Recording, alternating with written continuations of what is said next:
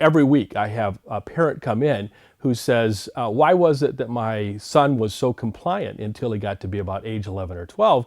And now I'm just absolutely fed up with him. He does all kinds of things that I can't live with. He doesn't get good grades, or he's running with a bad crowd, and I try to restrict him and it doesn't seem to stop. And sometimes he lies to me. He tells me he's going one place and he's going to another.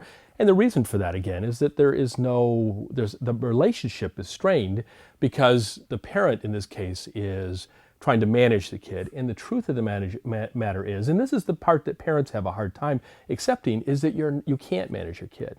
After about the age of 12 or 13, they are managing themselves. I mean, think about it. I have kids come into my office all the time, teenagers, and I ask them from high schools and even sometimes in later junior high or middle school grades, and I ask them, how long would it take you to get drugs?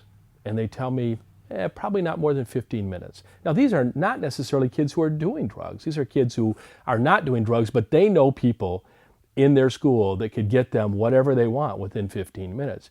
I ask them sometimes, how long would it take you to have sex?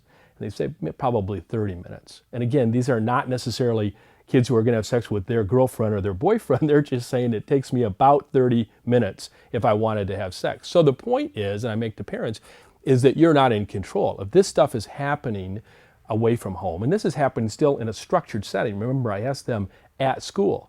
I mean, we're not talking about Friday night on when they're out in the neighborhood.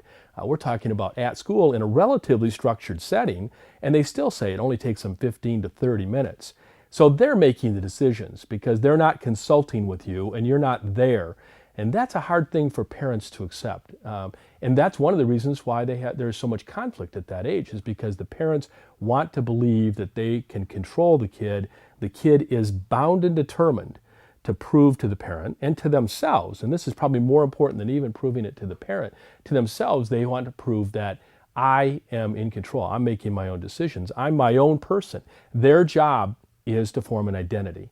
Everybody has a job throughout their life. Their job at that point, in the age between about 13 and maybe the rest of your life, but certainly 18 and probably, or 13 and maybe 18, job one is really to get a sense of your identity, to have a feeling of individuation. I'm an individual, I'm my own person, and a sense of independence. And if you buck that, if you as a parent try to somehow stifle that, you're setting them up to have to do what we call oppositionality.